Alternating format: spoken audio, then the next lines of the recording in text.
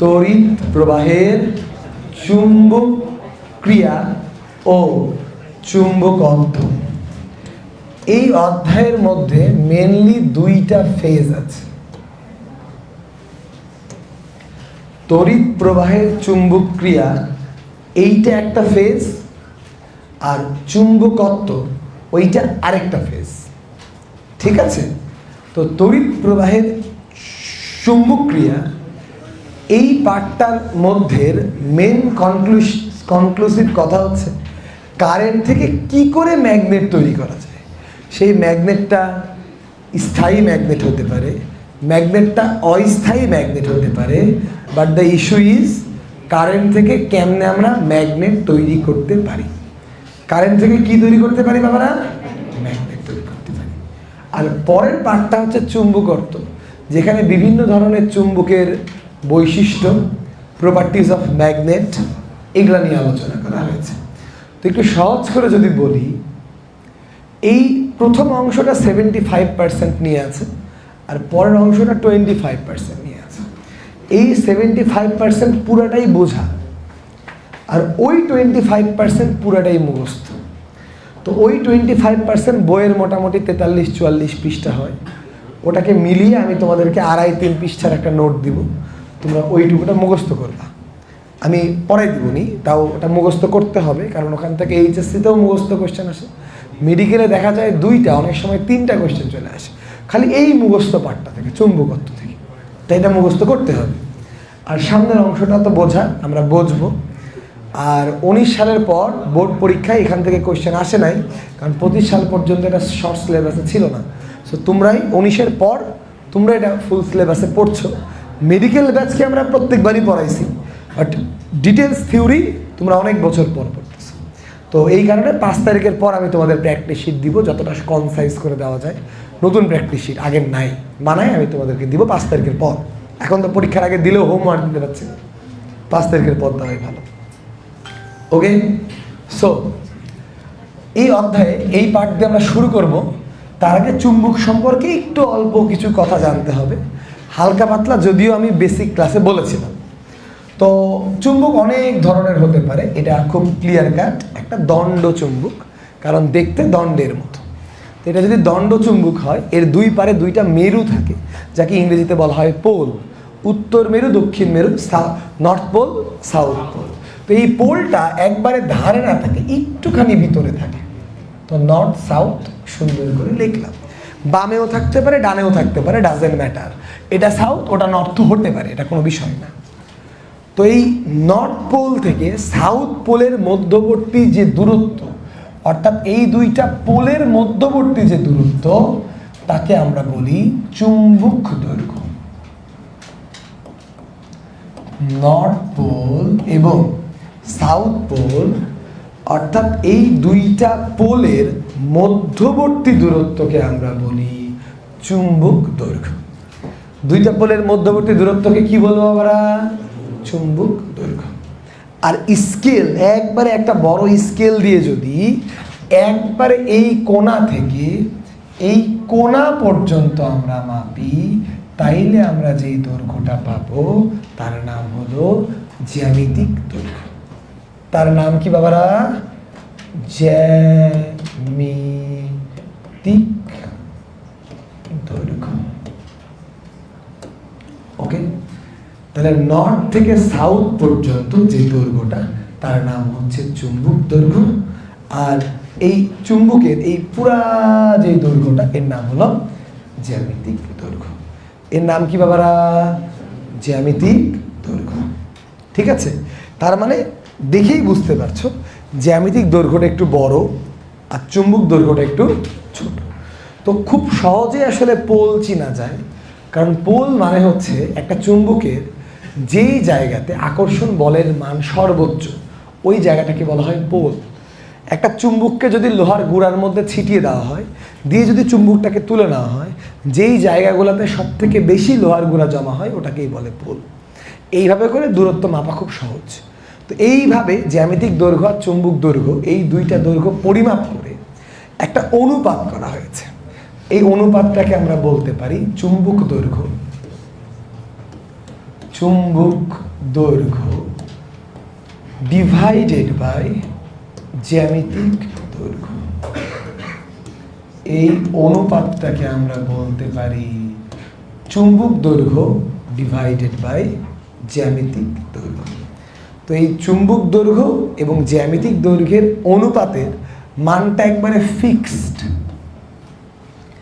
এই চুম্বক দৈর্ঘ্য এবং জ্যামিতিক দৈর্ঘ্যের অনুপাত এক্স্যাক্টলি 0.85। চুম্বক দৈর্ঘ্য এবং জ্যামিতিক দৈর্ঘ্যের অনুপাত 0.85। অর্থাৎ চুম্বক দৈর্ঘ্যটা একটু ছোট, জ্যামিতিক দৈর্ঘ্যটা একটু বড়। একটু সহজ করে বুঝলে, ধরো 1 মিটারের একটা চুম্বক যদি আমরা নেই, 1 মিটার মানে 100 সেন্টিমিটার, তাহলে এর 85% হবে চুম্বক দৈর্ঘ্য। 85% মানে 85 সেন্টিমিটার। অর্থাৎ এইখান থেকে এইখান পর্যন্ত হবে 85 সেন্টিমিটার। তাহলে থাকলো কত? 15 সেন্টিমিটার। এই 15 সেন্টিমিটার যদি দুই দিকে ভাগ হয়ে যায়, তাহলে দুই দিকে থাকবে 7.5 সেন্টিমিটার। এখন একটা ফিজিক্স ল্যাবে 1 মিটার দৈর্ঘ্যের চুম্বক তো তোমাকে কেউ দিবে না, হয়তো 10 সেন্টিমিটারের দিতে পারে। তাহলে 10 সেন্টিমিটারের একটা চুম্বক দিলে 8.5 সেন্টিমিটার হবে এর চুম্বক দৈর্ঘ্য। আর দুই মাথায় যে 1.5 সেন্টিমিটার বাদ থাকলো, অর্থাৎ 0.75 সেন্টিমিটার বা 7.5 মিলিমিটার, এই এক একটা প্রান্ত থেকে 7.5 মিলিমিটার দূরে মেরু অবস্থান করবে। কথা ক্লিয়ার? এই মেরু আইডেন্টিফাই করা খুবই সহজ, আমরা ল্যাবে করেছি। লোহার গুঁড়ার মধ্যে ছিটিয়ে দিবা, যেখানে বেশি আটকে থাকবে ওই জায়গাটা পেন্সিল দিয়ে বা কলম দিয়ে বা মার্কার দিয়ে চিহ্নিত করে রাখা যায়। কথা ওকে? তো তাইলে আমরা মোটামুটি তো বুঝতে পারলাম চুম্বক দৈর্ঘ্য জ্যামিতিক দৈর্ঘ্যের জিনিসটা কি। তো আমরা যখন গ্র্যাভিটি অধ্যায় পড়েছি, মহাকর্ষ বল পড়েছি, এই মহাকর্ষ বল পড়তে গিয়ে সব থেকে বেশি রোল প্লে করেছিল ভর বা মাস। আর আমরা যখন এই মহাকর্ষ বলের জায়গায় তড়িৎ বল পড়েছি, কুলম্বের বল পড়েছি, তখন এই ভরের রোলটা কে প্লে করেছে? চার্জ। ভরের রোলটা কে প্লে করেছে? চার্জ। হ্যাঁ কি না? আর আজকে যখন আমরা ম্যাগনেট পড়তেছি, এই ভরের রোল বা চার্জের রোল একটা কাল্পনিক জিনিস পূরণ করবে। এই কাল্পনিক জিনিসটার নাম হচ্ছে মেরু শক্তি। বাবারা, এই কাল্পনিক জিনিসটার নাম কি? মেরু শক্তি। সো মেরুর যে শক্তি, এটা একটা কাল্পনিক টার্ম, এর নাম হচ্ছে মেরু শক্তি। এটাকে আমরা স্মল এম দিয়ে ডিনোট করতে পারি। কাল্পনিক টার্ম খুব একটা কাজে লাগে না। তো এবার একটু প্র্যাকটিক্যাল যদি কিছু জিনিস একটু খেয়াল করি, স্থির তড়িৎ অধ্যায় আমরা পড়েছি দ্বিমেরু ভ্রামক। পড়েছি না বাবা? স্থির তড়িৎ অধ্যায় আমরা পড়েছি দ্বিমেরু ভ্রামক। দ্বিমেরু ভ্রামক। দ্বিমেরু ভ্রামক এটাকে পি ভেক্টর দিয়ে প্রকাশ করা হয়। এই দ্বিমেরু ভ্রামকটা ছিল কিউ ইন্টু 12। অর্থাৎ কোনো চার্জকে যদি দূরত্ব দিয়ে গুণ করা হয়, এটাকে আমরা বলি দ্বিমেরু ভ্রামক। Q into 12। Q into 12। কথা ওকে? এই দ্বিমেরু ভ্রামকের জায়গায় আমরা চুম্বকের ক্ষেত্রে বলতে পারি চুম্বক ভ্রামক। দ্বিমেরু ভ্রামকের জায়গায় আমরা চুম্বকের ক্ষেত্রে বলতে পারি চুম্বক ভ্রামক। এটাকে প্রকাশ করা হয় ক্যাপিটাল এম দিয়ে। বেশি কিছু না, জাস্ট চার্জের জায়গায় মেরু শক্তি বসে যাবে, আর 12 তো 12 এর মতোই থাকবে, এই আর কি, আর কিছুই না। অর্থাৎ চার্জের জায়গায় মেরু শক্তি বসালে আমরা দ্বিমেরু ভ্রামকের জায়গায় চুম্বক ভ্রামক পাবো। চার্জের জায়গায় মেরু শক্তি বসালে দ্বিমেরু ভ্রামকের জায়গাতে আমরা চুম্বক ভ্রামক পাবো। বাবারা, দ্বিমেরু ভ্রামকের জায়গাতে কি পাবো? চুম্বক ভ্রামক পাবো। দ্বিমেরু ভ্রামকের জায়গাতে কি পাবো? চুম্বক ভ্রামক পাবো। এই কথা ওকে? গুড।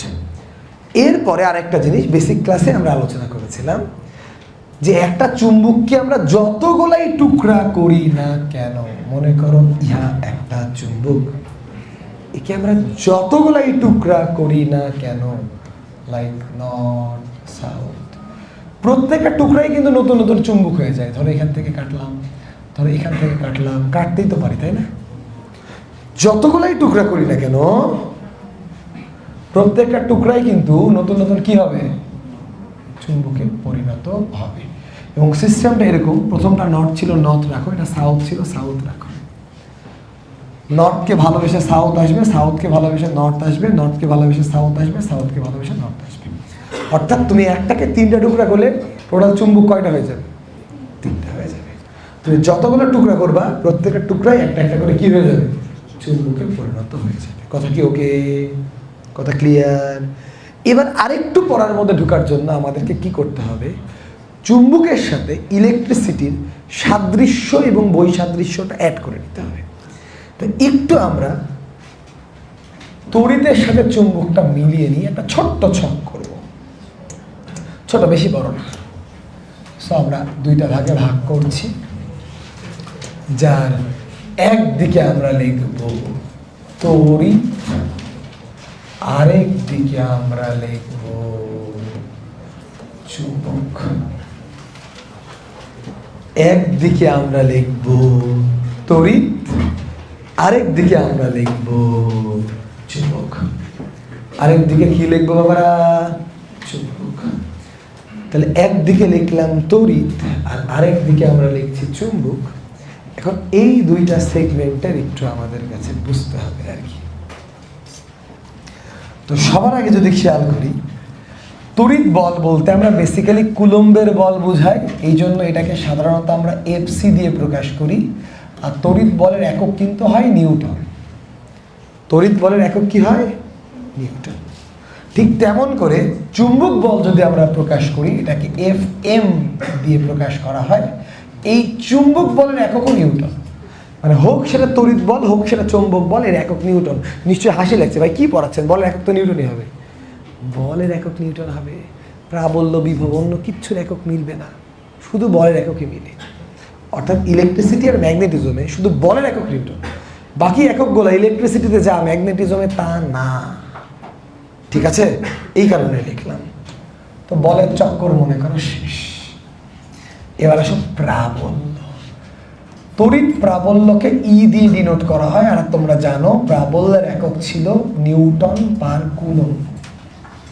তড়িৎ প্রাবল্যের একক নিউটন পার, হ্যাঁ কিনা? চুম্বক প্রাবল্যকে প্রকাশ করা হয় এইচ। এর এককটা এখন লিখবো না, কারণ লিখলে আমি এক্সপ্লেন করতে পারবো না। একটা ক্লাস পর আমি এইচ এর একক জানাবো। তবে এইচ সম্পর্কে একটা কথা তোমাদেরকে একটু বলি। ইলেকট্রিসিটিতে ডোমিনেটিং পাওয়ার ছিল ই এর, স্থির তড়িৎ মানেই ই। অর্থাৎ ই বের করে আমরা ইলেকট্রিসিটির এভরিথিং করেছি। বাট ইলেকট্রিসিটিতে ই যতটা পাওয়ারফুল, ম্যাগনেটিজমে এইচ ততটাই ভুয়া। মানে ম্যাগনেটিজমে এইচ খুব একটা বিগ রোল প্লে করে না। চুম্বক প্রাবল্য জীবনে মনে হয় না কোনোদিন তুমি বের করবা বা আমি তোমাকে বের করতে বলবো, কাজে আসে না খুব একটা। একটা অ্যাম্বিগুয়াস টার্ম, চুম্বকের ক্ষেত্রে অতটা গুরুত্বপূর্ণ কোনো জিনিস না। তাহলে প্রাবল্যের ভূমিকাটা এখন এখানে কে নিবে এটা আমাদেরকে দেখতে হবে। কথা কি ক্লিয়ার? দেখি খুঁজে পাওয়া যায় কিনা কে নিতে পারে আর কি। সো তড়িৎ প্রাবল্য গেল। ইলেকট্রিসিটিতে তোমরা নিশ্চয়ই পড়েছো এপসাইলন নট, পড়ছো না? এপসাইলন নট মানে ছিল শূন্য স্থানের তড়িৎ ভেদনযোগ্যতা বা তড়িৎ প্রবেশ্যতা। তড়িৎ প্রবেশ্যতা এর মান ছিল 8.854 10⁻⁻12 coulomb square per newton per metre square. Epsilon naught ছিল 8.854 10⁻⁻12, তারপর কি coulomb square per newton per metre square.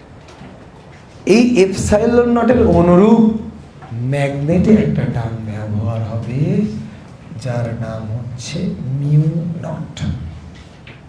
যার নাম কি? এপসাইলন নট ছিল তড়িৎ প্রবেশ্যতা আর মিউ নট হবে চুম্বক প্রবেশ্যতা। মিউ নট কি হবে বাবা? চুম্বক প্রবেশ্যতা। কথা কি ক্লিয়ার? সো এই মিউ নটের মানটা আজকে আমাদের মুখস্থ করতে হবে, চিরকুটে লাগতেও পারে। 4π10⁻⁻7 এর একক হলো Tm(a⁻⁻1) উচ্চারণ করলে tesla metre per ampere. Tesla metre per ampere. Good.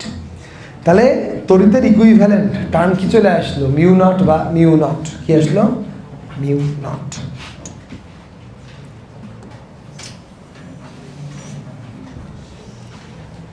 ইলেকট্রিসিটিতে নিশ্চয়ই তোমরা ফাই পড়েছো। ফাই, ফাই মানে ছিল ফ্লাক্স, মনে আছে? গাউসের সূত্র। এই ফ্লাক্স মানে ছিল Q/ε0। হ্যাঁ কি না? এই Q/ε0 এর একক ছিল newton metre square per coulomb. Basically এটা বলরেখা সংখ্যা প্রকাশ করত, তাই না? এই একটা টার্ম পাওয়া গেছে যেটা ম্যাগনেটেও হুবহু থাকবে, কিন্তু এককটা পরিবর্তিত হয়ে যাবে। ম্যাগনেটে এটা হয়ে যাবে ম্যাগনেটিক ফ্লাক্স। ম্যাগনেটিক ফ্লাক্স মানেও একই জিনিস, চুম্বক বলরেখার সংখ্যা।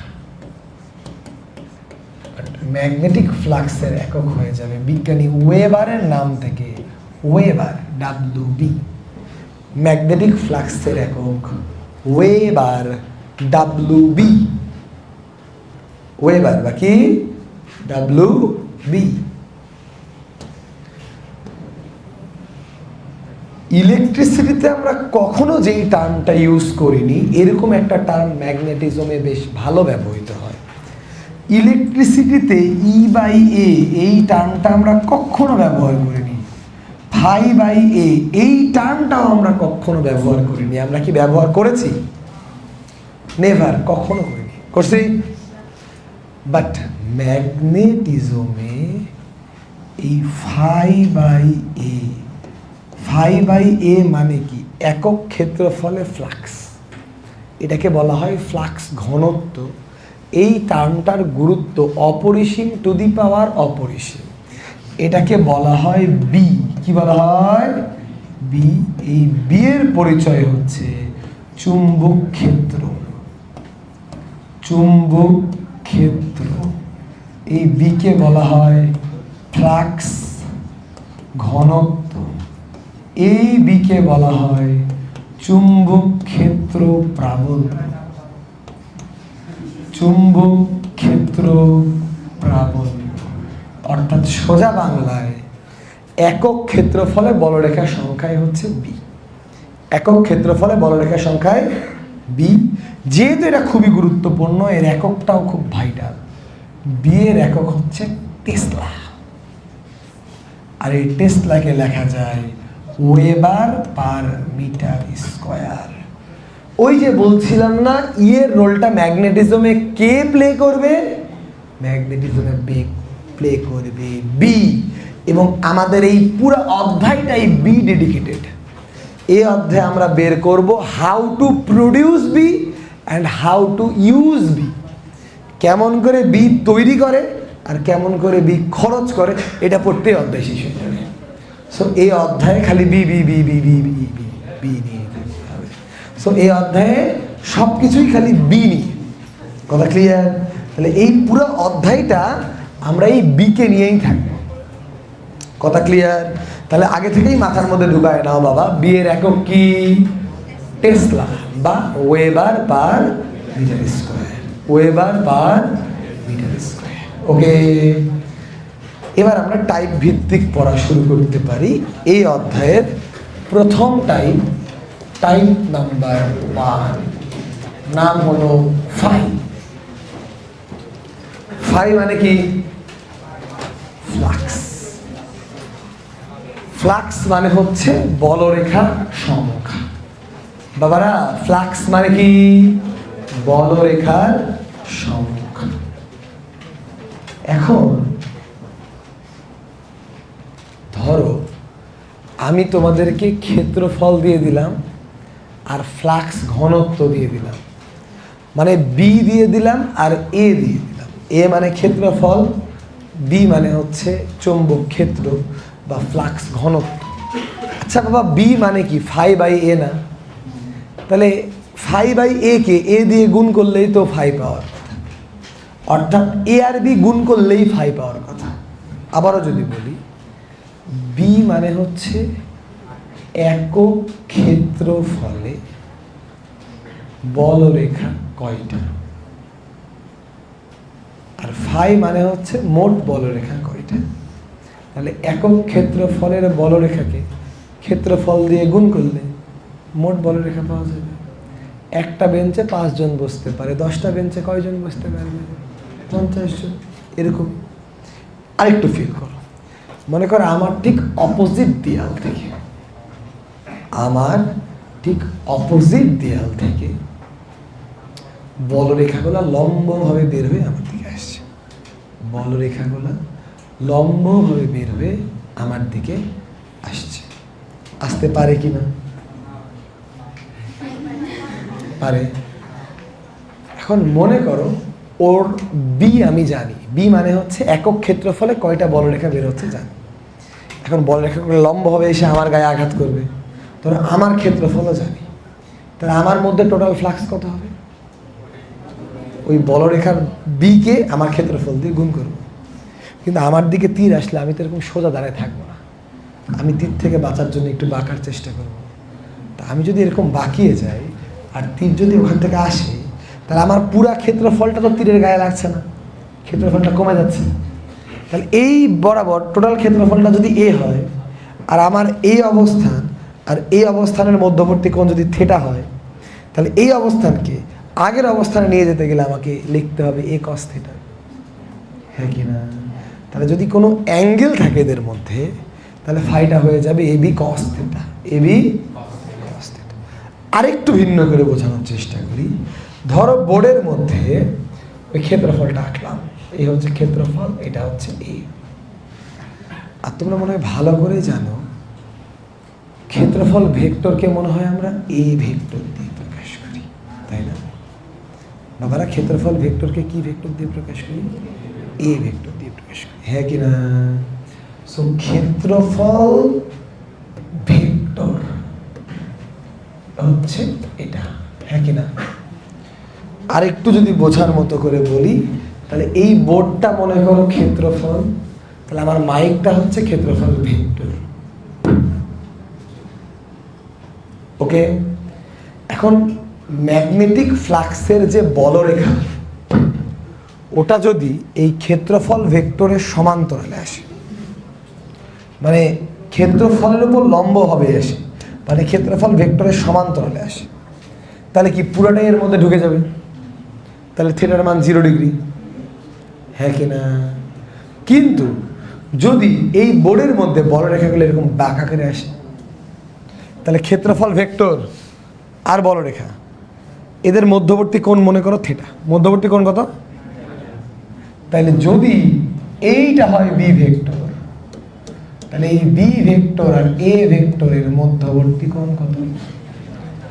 তাইলে কি এ বরাবর বাকি আনতে গেলে বি থেকে বি কস থিটা নিতে হবে না, হ্যাঁ কি না? এই কারণে আমরা ফাই ইকুয়াল টু বলতে পারি এ বি কস থিটা। ওকে, আচ্ছা এ বি কস থিটাকে ভেক্টর দিয়ে কি লেখা যায়? A vector dot B vector, A dot B, অর্থাৎ ক্ষেত্রফল ভেক্টর এবং ম্যাগনেটিক ফ্লাক্স ভেক্টর এর ডট গুণ করলে ক্ষেত্রফল ভেক্টর এবং বি ভেক্টর এর ডট গুণ করলে আমরা ফাই পাব। ক্ষেত্রফল ভেক্টর এবং বি ভেক্টরের ডট গুণ করলে আমরা কি পাই? Phi pi. কথা কি ওকে? এই বাবারা কথা কি ক্লিয়ার? সুন্দর, চমৎকার। এবার একটু শোনো, সেটা হচ্ছে এই phi equal to A dot B হলে এই থেটা কিন্তু এ ভেক্টর এবং বি ভেক্টরের মধ্যবর্তী কোণ। এ আর বি এর মধ্যের কোণ না। ক্ষেত্রফল ভেক্টরের সাথে বি এর কোণ থেটা, ক্ষেত্রফলের সাথে বি এর কোণ থেটা না। এখন অনেকের মাথায় ঢুকছে না ভাই ক্ষেত্রফল কি আর ক্ষেত্রফল ভেক্টর। এখন এটা ঢোকানোর জন্য আমরা এই কাগজটাকে ফোটা করব। এই কাগজটা মনে করো ক্ষেত্রফল, এটা এরিয়া। এই এরিয়ার ভেক্টর কি হবে? এটা হচ্ছে এরিয়ার ভেক্টর, হ্যাঁ কিনা? মানে এরিয়ার একবারে লম্ব বরাবর বাইরের দিকেও থাকতে পারে, ভিতরের দিকেও থাকতে পারে, হ্যাঁ কিনা? এখন বি যদি ম্যাগনেটিক ফিল্ড যদি এইভাবে আসে, তাহলে এটা ক্ষেত্রফল ভেক্টরের সাথে এই কোণটা যদি থেটা দেওয়া থাকে তাহলে আমরা করবো কস থেটা। কিন্তু যদি এই কোণটা প্রশ্নে না দিয়ে প্রশ্নে এই কোণটা দেয়, অর্থাৎ ক্ষেত্রফলের সাথে কোণ না দিয়ে, মানে তলের ক্ষেত্রফল ভেক্টরের সাথে কোণ না দিয়ে বললো ক্ষেত্রফলের সাথে কোণ 30 ডিগ্রি, তাহলে কি এই কোণটা বসালে হবে 90 থেকে বিয়োগ করে বসাতে হবে। কথা কি বুঝতে পেরেছ? আরেকবার যদি বুঝাই, ধরো এটা ক্ষেত্রফল। এখন এই কোণটা না দিয়ে তোমাকে বোর্ডের সাথে কোণটা দিবে, তাহলে কি করতে হবে? 90 থেকে বিয়োগ করতে হবে। আর যদি ভেক্টরের সাথে কোণ দেয় তাহলে ওটাই ওকে। তাহলে খাতায় লিখে নাও একটু যে ক্ষেত্রফলের সাথে কোণ দিলে 90 থেকে বিয়োগ করতে হবে। ক্ষেত্রফল ভেক্টর না, কিন্তু ক্ষেত্রফলের সাথে কোণ দিলে 90 থেকে বিয়োগ করতে হবে। And our formula is very cute. Phi equal to AB cos theta. তো এবার আমি এই টাইপের অঙ্ক তোমাদেরকে দিব, তোমরা ভালোই অঙ্ক করতে পারবা আমার ধারণা।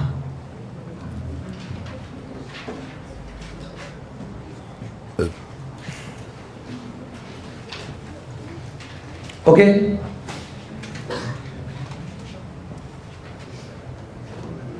এক মিটার স্কয়ার এর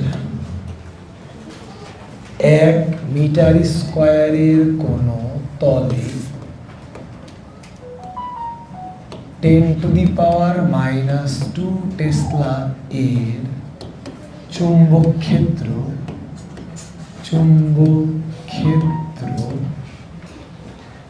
এ নাম্বার তলের সাথে 60 ডিগ্রি কোণে আপতিত হলে বি নাম্বার তলের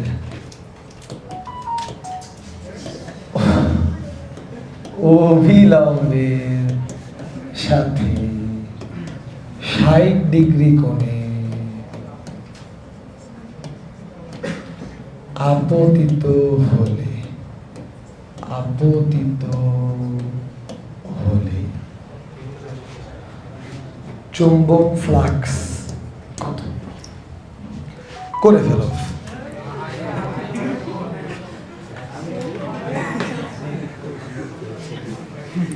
জবের ব্যাপার।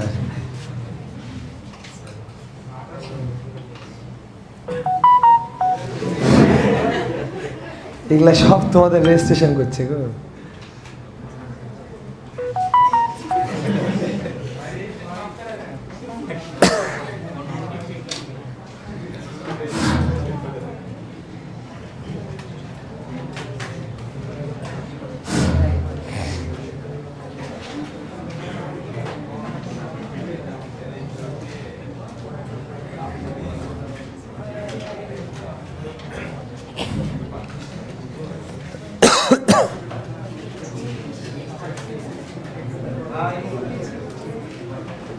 হয়ে গেছে না?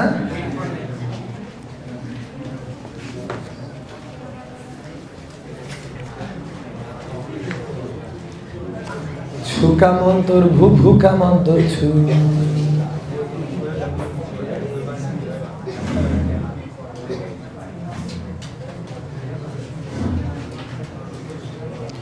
ওকে শোনো বাবা, ফাই নির্ণয় এ নাম্বারের জন্য করি আর বি নাম্বারের জন্য করি। এটা কিন্তু গ নাম্বার প্রশ্নে আসে 1 নাম্বার টাইপ থেকে ফাই নির্ণয় করতে, এবং এই কোণের জন্যই ভুল হয়, আর তো ভুল হওয়ার কোনো জায়গা দেখছি না, আর একক ভুল হয়। তো phi equal to A B cos theta, সূত্র তো একটাই। বলো এ কত, বি কত, 10 মাইনাস কস থিটা কত, কত 30। কারণ কি 30 কেন হলো, কারণ তলের সাথে। আচ্ছা একক কি হবে, ফাইয়ের একক এবার ডাব্লিউ বি। বি নাম্বার পরের বার আবার ফাই ইকুয়াল টু এর মান কত 1, বি এর মান কত 10 টু দি পাওয়ার মাইনাস 2, কস এবার কত 60 একক এবার। 60 কেন হলো, তলের অভিলম্ব মানেই ক্ষেত্রফল ভেক্টর। তলের অভিলম্ব মানে কি, ক্ষেত্রফল ভেক্টর। এই কথা ওকে, এই ক্লিয়ার, গুড। টাইপ 1 শেষ, টাইপ 1 আমরা চলে যাচ্ছি টাইপ 2। কি নাম, টাইপ 2টা একটু বড়, আজকে শুরু হবে, আগামী দিনও শেষ না হতে পারে, বাট মোস্ট ইম্পর্টেন্ট টাইপ। নাম হলো বিজ্ঞানী বায়োট সারভাটের সূত্র। তাই বায়ো সারভাট আসলে দুইজন বিজ্ঞানী, একজনের নাম বায়োট আর একজনের নাম সারভাট। বায়ো সারভাট এর সূত্র।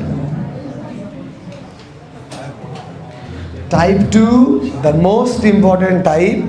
সাধারণত এই 2 নাম্বার টাইপ থেকেই সৃজনশীল আসে, হয় 2 নাম্বার থেকে, আর নাহলে হল ভোল্টেজ নামে একটা টাইপ আছে ওখান থেকে।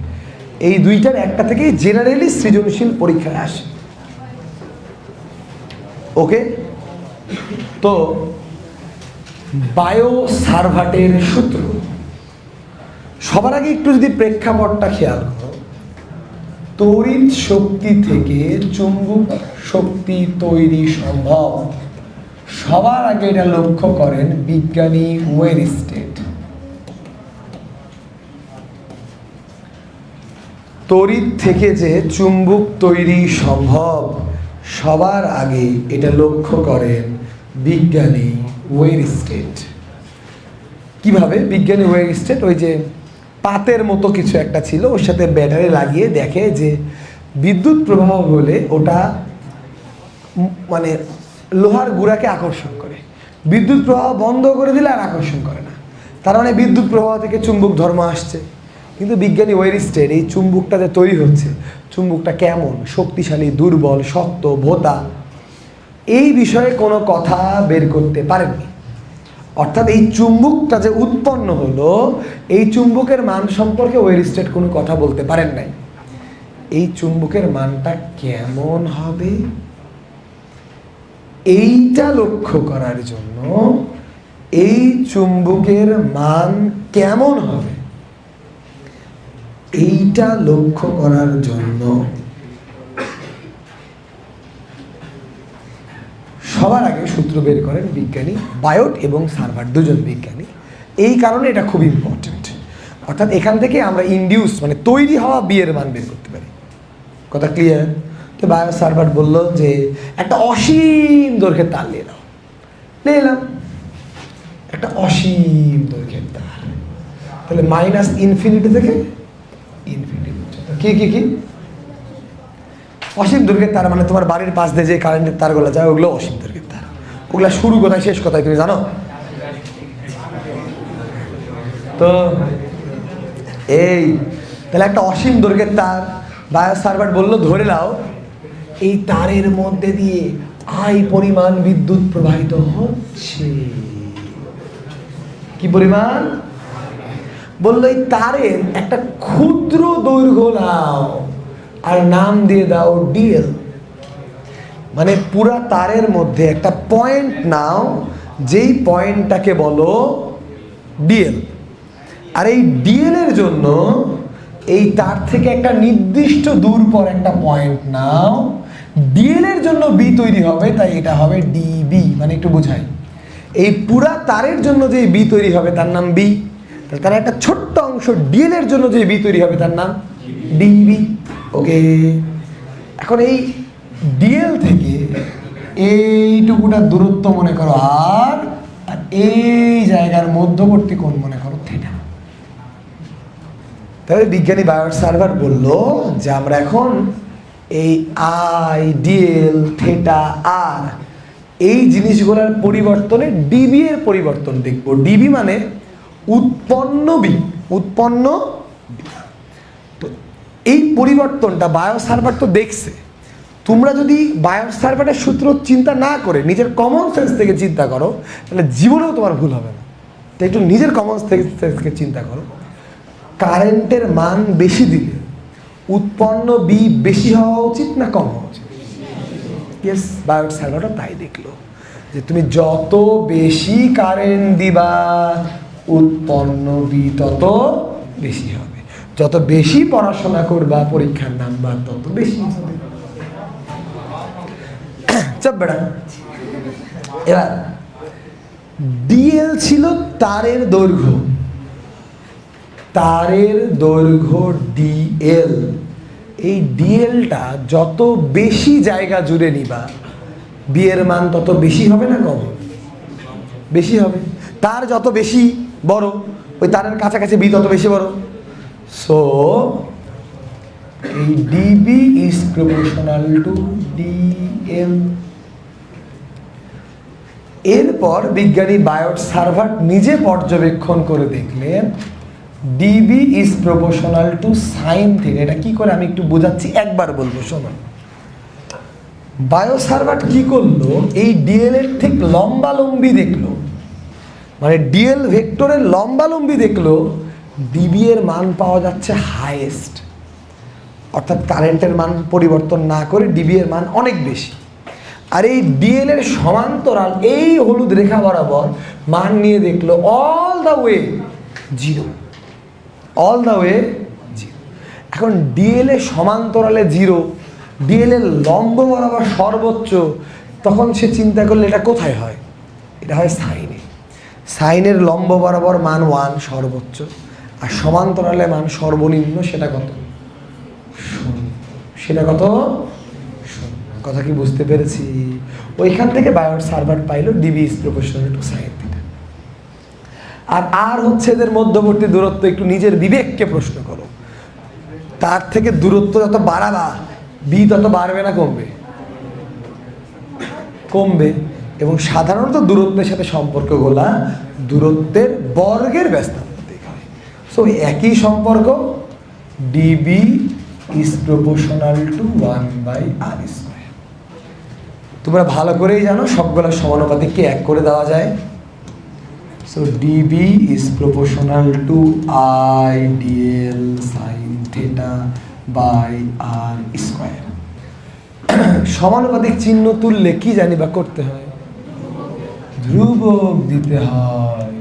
সো ডিবি ইকুয়াল টু, ধ্রুবক হচ্ছে μ0/4π I dl sine theta by r²। এই ধ্রুবকটা কি? μ0/4π। ধ্রুবকটা কত বাবা? μ0 ডিভাইডেড বাই 4π। তাহলে μ0/4π এটাই হচ্ছে ডিবি। আচ্ছা ডিবি এটা হলে বি কি করে বের করবো? ইন্টিগ্রেশন করে। So that B should be μ0/4π integration I dl sine theta by r²। এই আমাদের ফাইনাল লাইন। এই ইন্টিগ্রেশনটা আগামী ক্লাসে আমরা করব, আর খালি বায়োট সার্ভারকে সালাম জানাবো আর কি। তো ওটা আমরা আগামী দিন করব। আজকের মুখ্য বিষয় হচ্ছে ডিবি এর সাথে আই কেমন? সমানুপাতিক। বিবি এর সাথে ডিএল কেমন? সমানুপাতিক। বিবি এর সাথে সাইন থিটা কেমন? বিবি এর সাথে আর এর সম্পর্ক কেমন? বর্গের ব্যস্তানুপাতিক। আর সমানুপাতিক ধ্রুবকটা হচ্ছে মিউ নট বাই 4 পাই। সমানুপাতিক ধ্রুবকটা কত? মিউ নট বাই 4 পাই। এই কথা ক্লিয়ার? পারা যাবে? ওকে। একটা জিনিস বলো তো, এই তারের উপরে বি কত? এইখানে বি কত? এইখানে বি কত? এইখানে বি কত?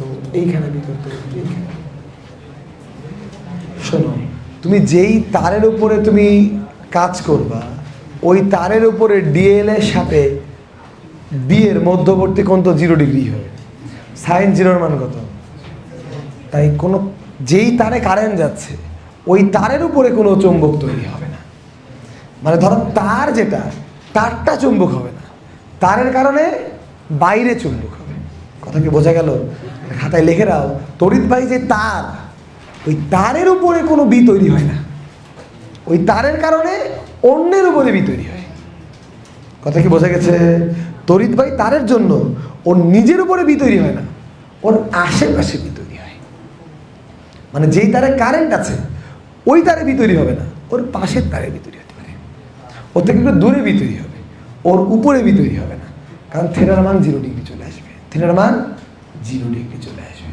তাও এই আঁকা বাঁকার সময় এরকম হতে পারে যে এই জায়গার জন্য এখানে বি তৈরি হচ্ছে, বাট এইখানকার জন্য এইখানে কখনো বি তৈরি হবে না। আর তারটাকে যদি একটু প্র্যাকটিক্যাল লাইফের কথা চিন্তা করো, প্র্যাকটিক্যাল লাইফে তার তো বাঁকা থাকে না, এরকম থাকে।